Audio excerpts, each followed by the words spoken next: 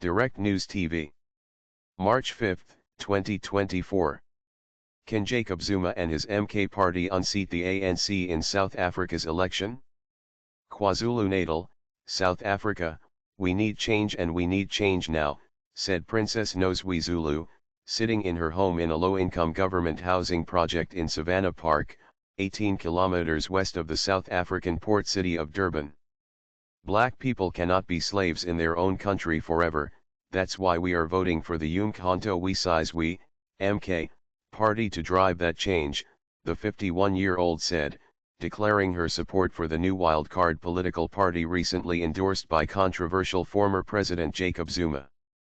Zulu is not just an ordinary voter, but also a lifelong activist who was a municipal councillor for the ruling African National Congress, ANC, between 2011 and 2016.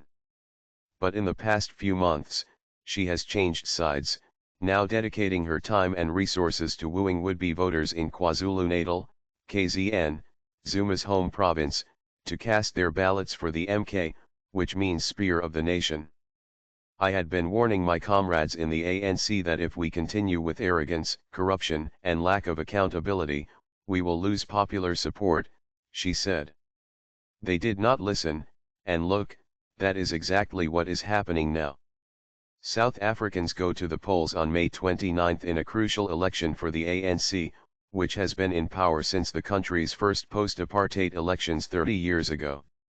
Considered the party that liberated South Africa from apartheid, the ANC has recently been shedding support, with polls predicting it could fall below 50% vote share for the first time. If it fails to win a majority, opposition parties could pool together to dethrone the ANC.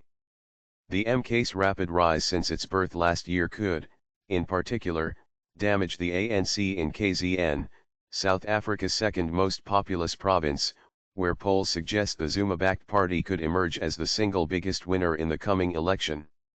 Tapping into Zuma's popularity.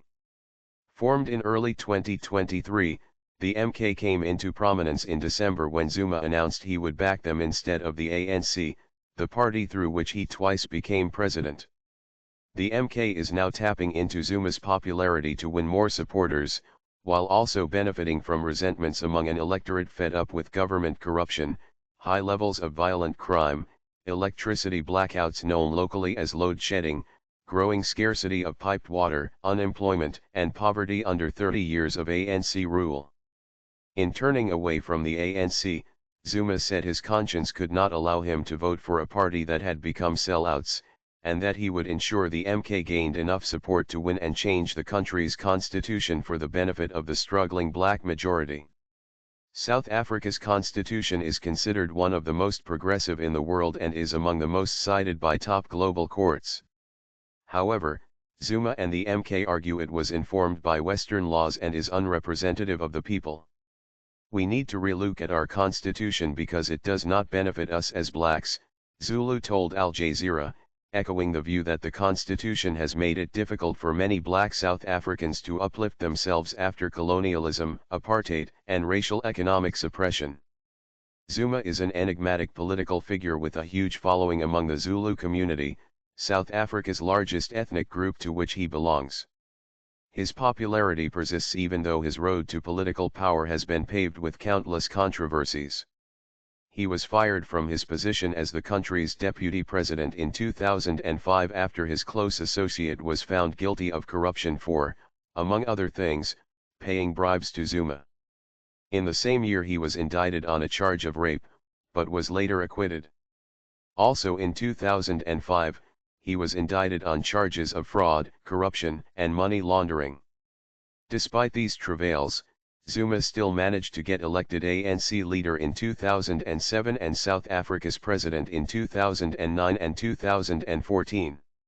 While in power, he was again implicated by corruption allegations and accusations related to the plundering of state funds. And after he was forced out in 2018, he refused to participate in a commission of inquiry into corruption, even after summons were served. He was sentenced to 15 months in jail, and when police fetched him from his home in July 2021, some parts of South Africa erupted into a week-long frenzy of violence and looting, resulting in the deaths of more than 350 people and huge loss to the economy. 9 wasted years. Detractors see Zuma's time in power as 9 wasted years where the economy tanked and fraud and corruption became endemic. But he is back in the political limelight with the MK, despite South Africa's Electoral Commission announcing last month that he was not eligible to stand for elections due to the contempt of court conviction, a ruling the MK has since appealed. Despite his many critics, those who support Zuma are often happy to follow the former president's lead. Zulu, for one, said she took her cue from Zuma and abandoned the ANC when he announced he would back the MK. She is now firmly entrenched in the new party. But she says she was disillusioned with the ANC even before that, calling out corruption and the lack of benefits for black South Africans. Asked why Zuma did not improve things during his 2 terms leading the country, Zulu said that even as president Zuma was prevented from touching the white privileges by this very constitution which is praised by the West, adding that changing the constitution would ensure that the minerals and wealth of this country benefits us. As a businesswoman, Zulu admitted that she previously benefited from state tenders under the ANC, although she refused to divulge the nature of the contracts she received. Like her, many others who benefited during Zuma's tenure may not have later on. There are many people who were getting government contracts during Zuma's era and now their taps have dried up and they are throwing their weight behind the MK party in the hope that if it wins, they will regain their leverage, said Zakiel Ndlovu, an independent political analyst and senior lecturer at the University of KwaZulu-Natal, commenting on the new party's popularity. The ANC has failed us. However, some voters who were committed to the ANC are now throwing their weight behind the MK. Nelly Misamai, 38, hails from the rural area of Tafilco, southwest of Durban. The former administrative clerk at the National Rail Company told Al Jazeera she had moved on from the ANC. Misamai, her husband, and some friends were participating in local MK electioneering, where a motorcade of party supporters drove from one area to another, displaying flags and wooing supporters to join in and vote for them. We have no jobs, we have no water, we have no electricity, she said in a Ford Ranger pickup truck that was part of the MK convoy. The ANC has completely failed us. Even when they have projects in our communities, only connected people and family members of councillors and their girlfriends benefits. Although the MK draws most of its support from the ANC voter base, its presence is being felt by other political parties such as the Inkatha Freedom Party, IFP, a traditionalist Zulu nationalist party and key opposition to the ANC in KZN, and the Economic Freedom Fighters, EFF, which was formed by a Julius Malema, a popular former ANC youth leader. Taxi fleet owner Nlandla Sulu, 40, is a former IFP activist who is now a leading MK organizer from Filikasi, a semi-urban village about 37 kilometers south of Durban. All his vehicles, including minibus taxis, are emblazoned in the MK's colors, green, yellow and black. He says even the youth are on board. Wearing MK garb has become a fashion statement to young people who are sick of the status quo. Sulu said the emergence of Zuma in the MK reignited his enthusiasm for politics. Myself, like many people I know, was planning not to vote, but when Zuma showed up and made promises, I knew that I had a new political home, he said. Now, our campaign as MK in this region is going very well and people are eager to join and vote for the MK party. Come May 29th election day, MK will surprise many people. Huge damage. But not everyone is charmed by MK. Some voters said they would stick with their old parties. I don't follow individuals like Zuma. I follow a party based on principle.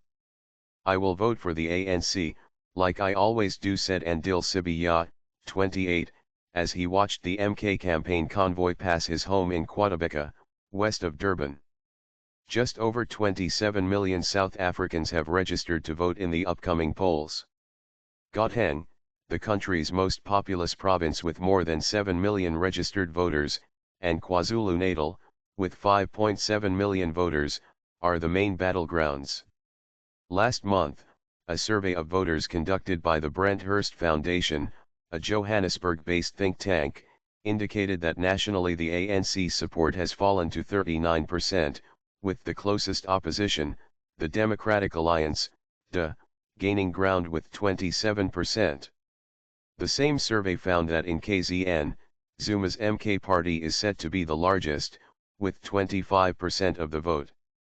The ANC, 20%, DA, 19%, and IFP, 19%, are running neck and neck, and a coalition provincial government is likely to govern the province.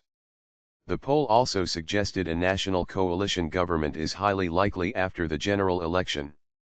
There is no doubt that the MK party is going to do a huge damage to the ANC, especially in KZN, where the ANC leadership is weak and is perceived to be arrogant, said political analyst Ndlovu. Beyond KZN, he said its success will be very limited, attributing this to Zulu ethnic nationalism, which was more of a driver of support in Zuma's home province. But Ndlovu also acknowledged the former president's popularity as a motivator in itself. Many people are fed up with the high levels of crime, corruption, and poverty and joblessness, and they see Zuma as their spiritual leader or messiah, he said. Please like, share, subscribe and hit that notification bell so you can be the first to be notified whenever we post. You won't regret it.